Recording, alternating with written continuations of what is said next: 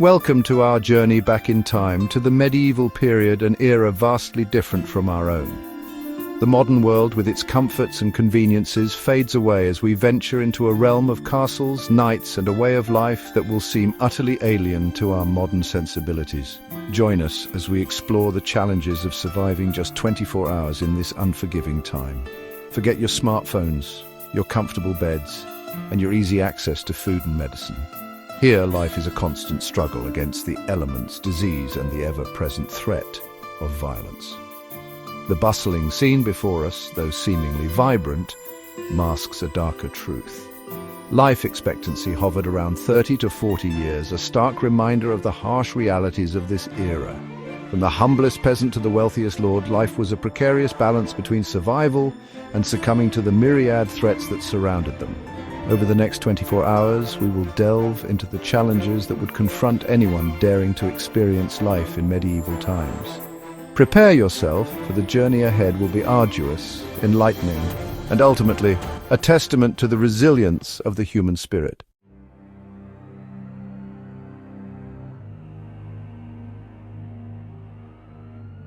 Our journey through medieval times begins with an invisible enemy, one that cast a long shadow over this era disease.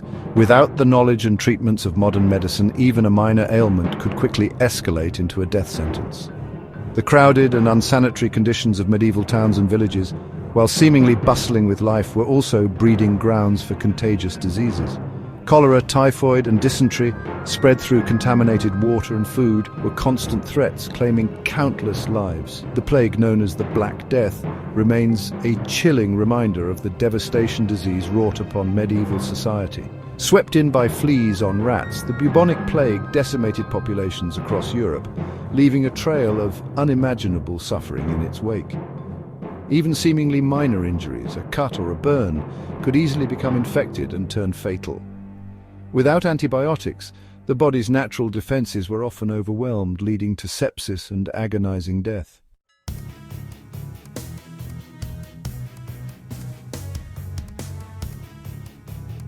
Let us now turn our attention to the physical realities of daily life in medieval times. Forget the comforts and conveniences we often take for granted. Life in this era was defined by hardship, discomfort, and an unceasing struggle against the elements. Imagine, if you will, a world without electricity, running water, or indoor plumbing. The most basic necessities that we often take for granted were either non-existent or available only to the privileged few. For the vast majority, life was a daily struggle for survival. The homes of ordinary people, often simple one-room structures, offered little protection from the elements. Cold, damp, and poorly ventilated, they were breeding grounds for disease. The lack of proper sanitation only exacerbated these problems. Waste disposal was rudimentary at best. Open sewers, overflowing with human waste and refuse, ran through the streets, polluting the air and water. The stench, we can only imagine, must have been overwhelming.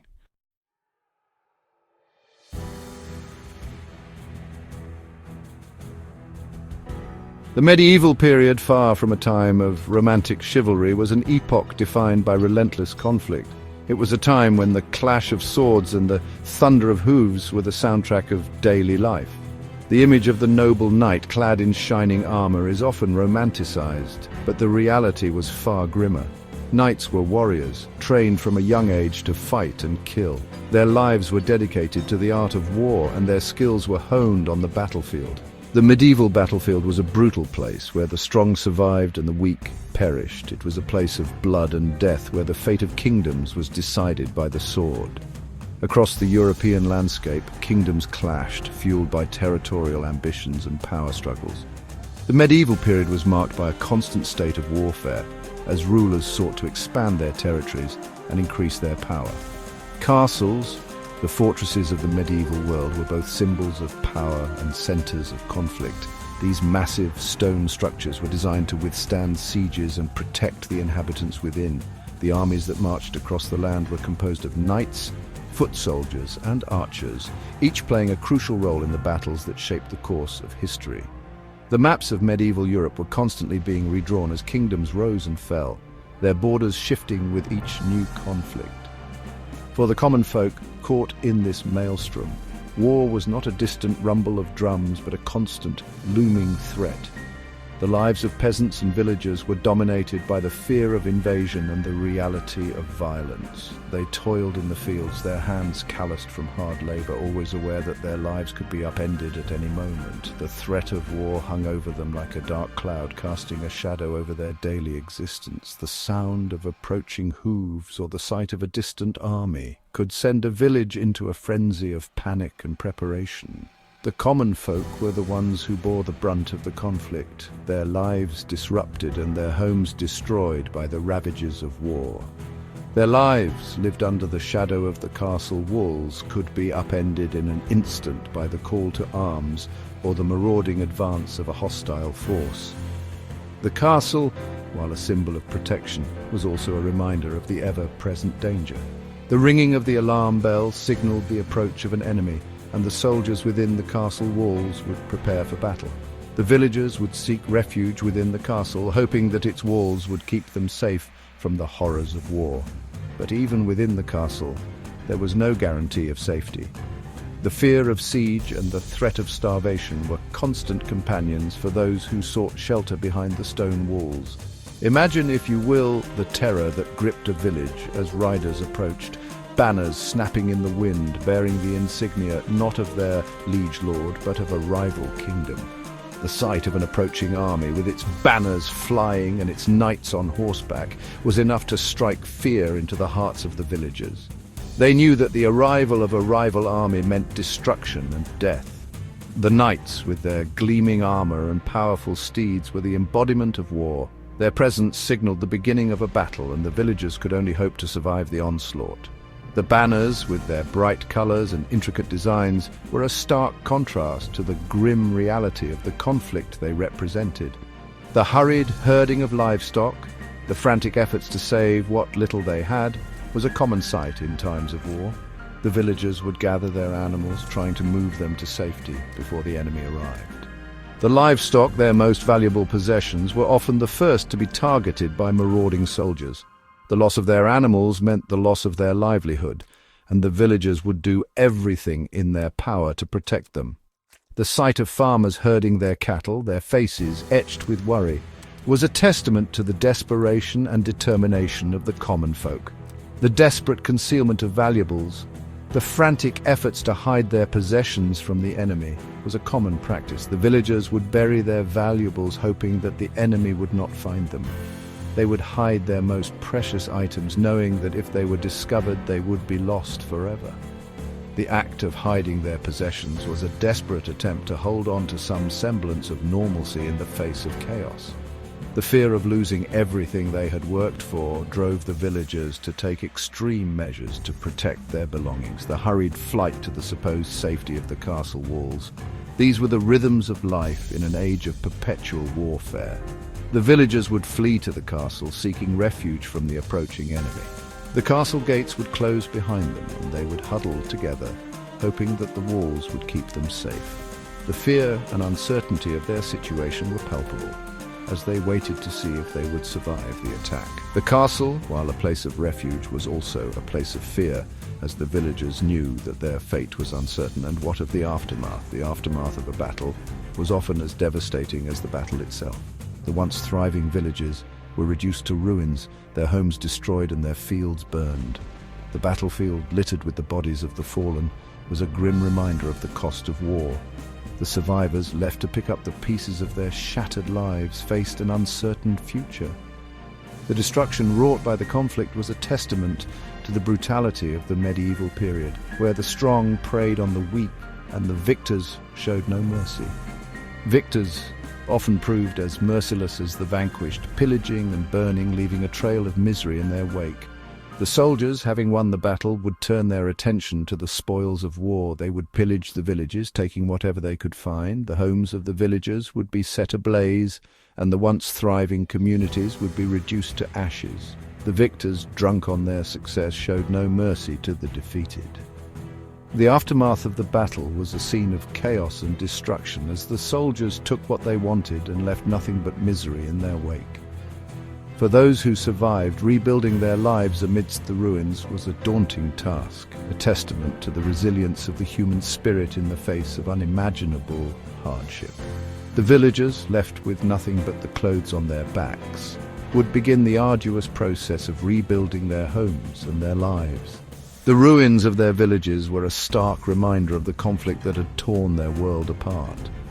But despite the devastation, the villagers showed remarkable resilience. They would work together, helping each other to rebuild their homes and their communities. The process of rebuilding was slow and difficult, but it was a testament to the strength and determination of the human spirit.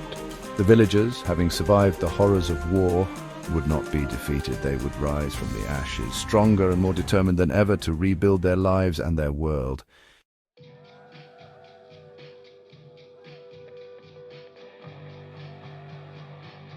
In our modern world, we take for granted the abundance and variety of food available to us.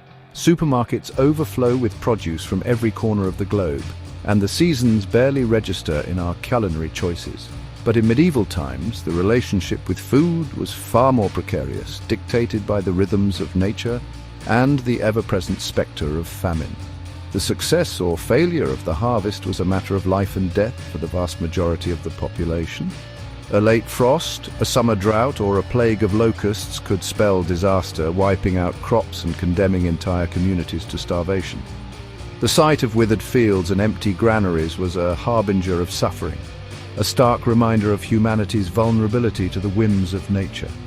And even in good years, the bounty of the harvest had to be carefully preserved to last through the long winter months. Techniques like smoking, salting, and pickling were essential for preventing spoilage, but these methods were far from foolproof. The spectre of food poisoning, a constant threat in an era lacking refrigeration, added another layer of uncertainty to the medieval diet.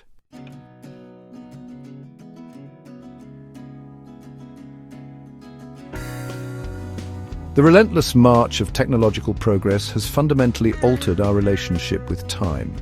We inhabit a world illuminated at the flick of a switch, where instant communication spans continents, and the boundaries between night and day are increasingly blurred. But in the medieval world, life revolved around the rhythms of the natural world, a slower, more cyclical existence dictated by the rising and setting of the sun. Imagine, if you will, a world without electricity. As daylight faded, so too did the possibilities for work and leisure. Candles and oil lamps provided flickering islands of illumination, but for most, nightfall signaled the end of the day's labors and the beginning of a night shrouded in darkness. The concept of free time, as we understand it, was largely alien to the medieval mindset. Daylight hours were precious, and every moment was dedicated to the tasks necessary for survival. Whether tending crops, crafting goods, or performing household chores, life was a relentless cycle of toil, punctuated by the brief respite of sleep.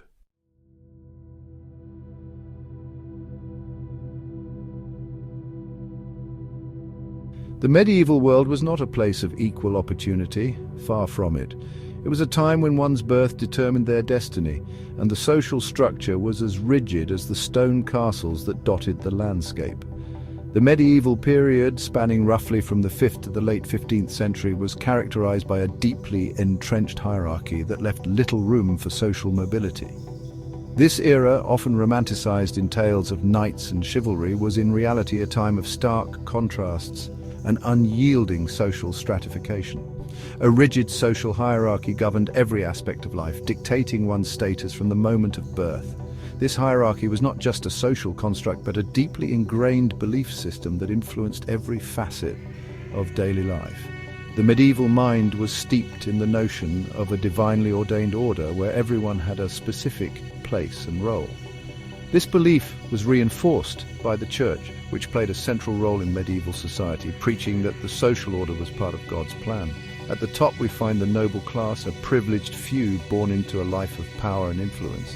These nobles, often living in grand castles, enjoyed a life of relative luxury and leisure. They were the landowners, the rulers, and the warriors, holding vast tracts of land granted to them by the king in exchange for military service. Their lives were filled with feasts, tournaments, and the management of their estates. The nobility was a closed circle, with titles and lands passed down through generations, ensuring that power remained within a select few families. These lords and ladies, through inheritance and lineage, commanded vast estates, their wealth trickling down to support the complex feudal system.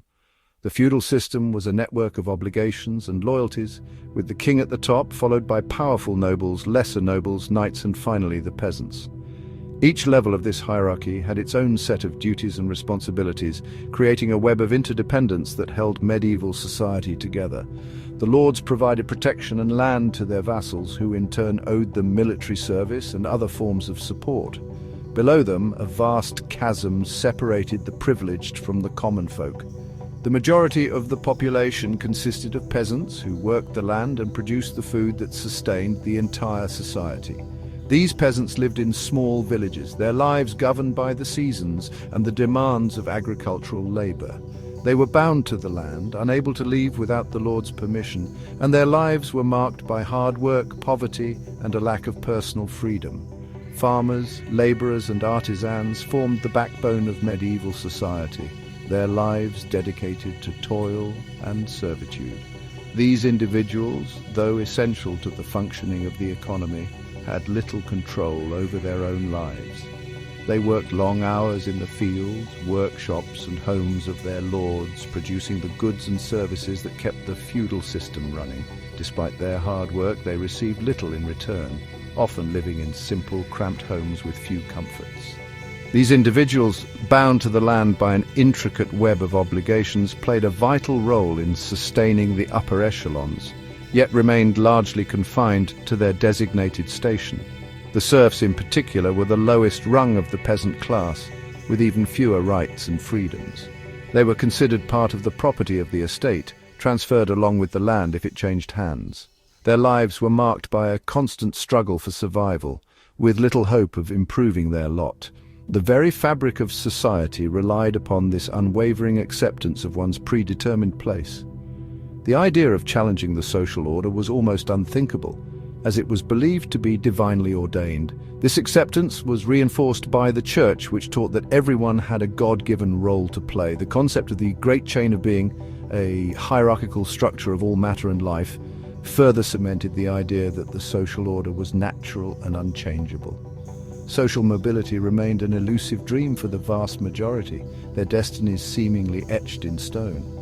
The rigid class structure meant that most people lived and died in the same social position into which they were born. Opportunities for advancement were rare, and the few that existed were often limited to the clergy or the military. Even then, these paths were fraught with challenges and required significant patronage and support from those already in power. The son of a blacksmith, more often than not, embraced the same soot-stained trade as his father, his life mirroring countless generations before him. This continuity of occupation was a hallmark of medieval life, with skills and trades passed down from parent to child. The guild system, which regulated trades and crafts, further reinforced this pattern, ensuring that knowledge and expertise remained within certain families and communities. And so, the wheel of medieval life continued to turn, its spokes locked in a seemingly unbreakable cycle. The rhythms of daily life were dictated by the agricultural calendar, religious festivals, and the demands of the feudal system. Despite the hardships, there was a sense of continuity and stability, with each generation following in the footsteps of the one before. This cyclical nature of life provided a sense of order and predictability even in the face of adversity. For those born into the lower rungs of society, the prospect of ascending the social ladder proved a distant fantasy, a tale whispered around flickering hearth fires, offering a glimmer of hope in an otherwise predetermined existence. These stories of social mobility, though rare, provided a sense of aspiration and possibility. They were the stuff of legends and folklore, tales of commoners rising to greatness through bravery, cunning, or divine intervention. Yet, for most, these remained just that. Stories with their own lives bound by the unyielding constraints of the medieval social order.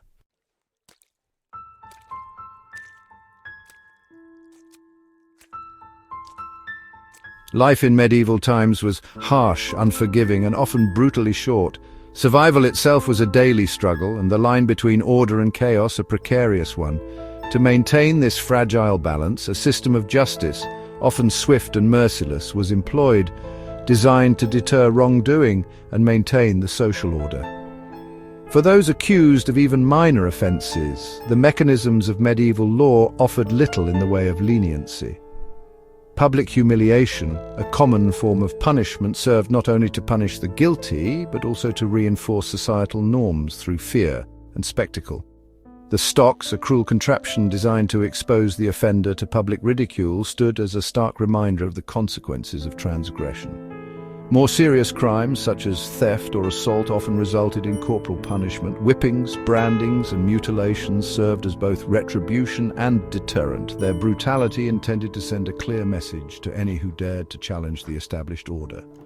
For the most serious offences, such as treason or murder, the ultimate price was exacted: death. In this world where life held a precarious balance, justice was often delivered swiftly and without mercy.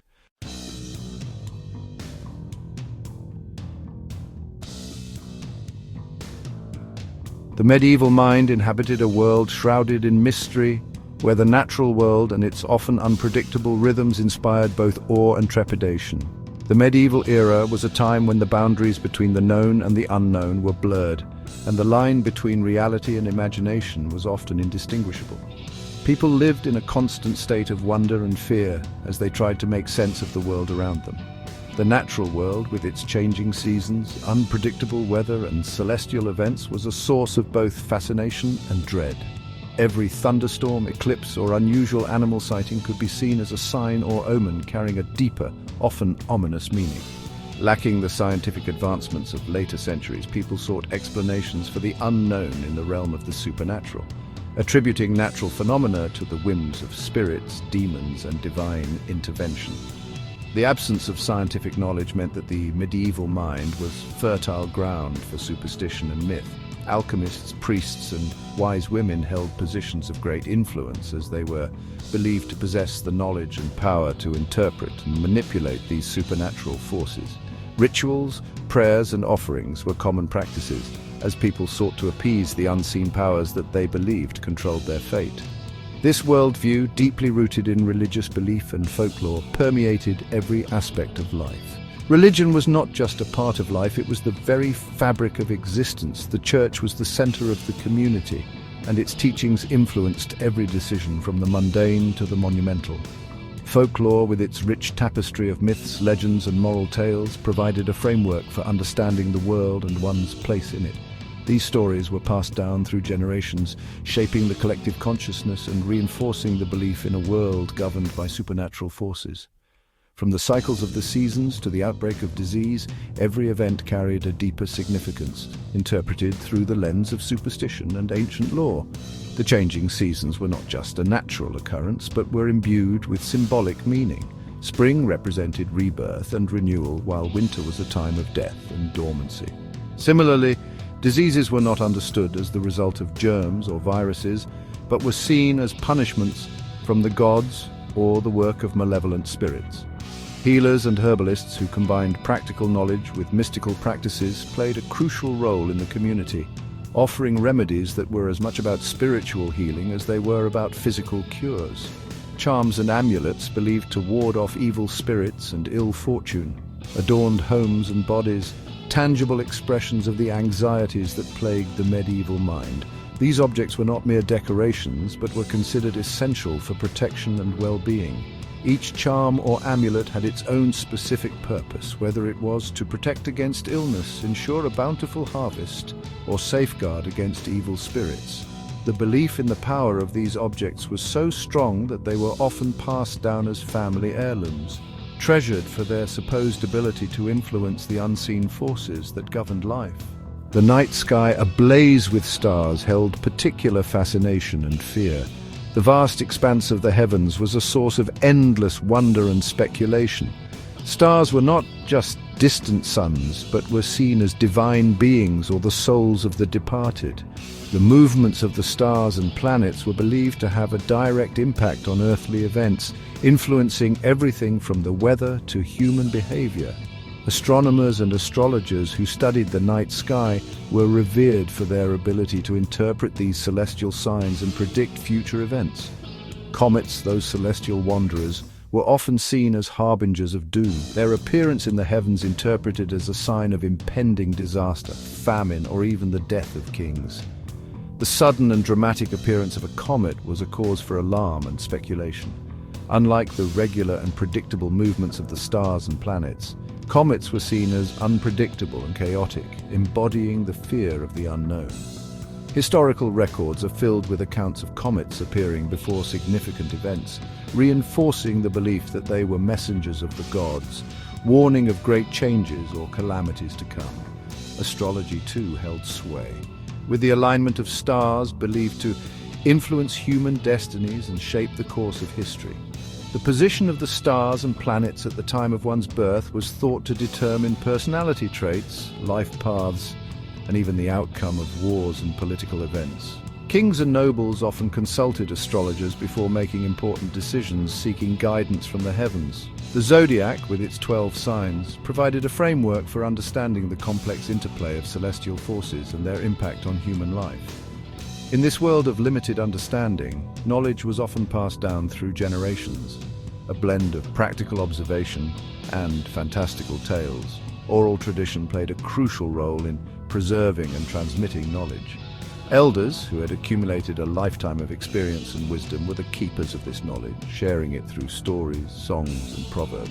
These tales were not just entertainment, but were educational, teaching moral lessons, practical skills, and cultural values. The blending of fact and fiction in these stories reflected the medieval understanding of the world, where the boundaries between reality and myth were fluid and ever-changing. Herbal remedies passed down from mother to daughter offered cures for various ailments, their efficacy intertwined with incantations and rituals, blurring the line between medicine and magic. The medieval herbalist's garden was a place of both science and sorcery, where plants were cultivated not just for their medicinal properties, but also for their symbolic and magical significance. Each herb had its own lore and associated rituals, and the preparation of remedies often involved chants, prayers, and other mystical practices. This holistic approach to healing, which combined physical treatment with spiritual and magical elements, was a reflection of the medieval worldview, where the natural and supernatural were inextricably linked.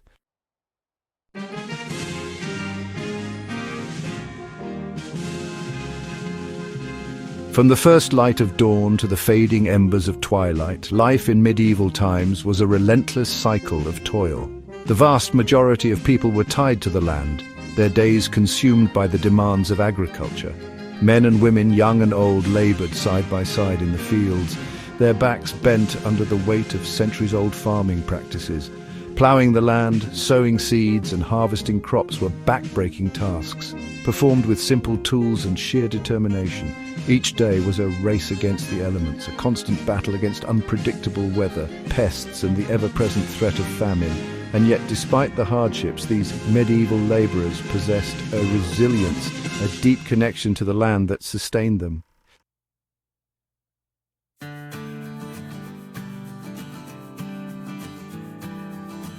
In the rigid social structure of medieval times, one's fate was often sealed at birth. The concept of social mobility, so familiar to us today, was largely absent. A peasant's son was destined to till the land, just as a nobleman's son was groomed for a life of privilege and power. This rigid hierarchy, often justified by divine right, permeated every aspect of medieval society. From the clothes they wore to the company they kept, individuals were bound by the expectations and limitations of their social standing. The chasm between the privileged few and the toiling masses was vast and seemingly insurmountable. For those born into poverty and servitude, the prospect of breaking free from their predetermined roles was a distant dream, a glimmer of hope often extinguished by the harsh realities of the era.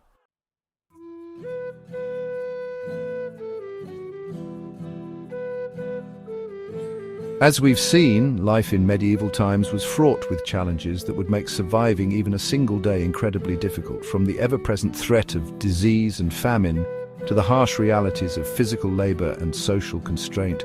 Life in this era demanded resilience, resourcefulness, and an unwavering acceptance of one's place in the world. While we may marvel at the architectural achievements, the intricate tapestries, and the chivalric ideals often romanticized in popular culture, it's essential to remember the human cost of this bygone era. The lives of medieval people, though often overlooked in the grand narratives of history, offer valuable insights into the human condition, our capacity for endurance, and our timeless pursuit of a better tomorrow. Thank you for joining us on this historical journey. Don't forget to like, share, and subscribe for more fascinating insights into the past.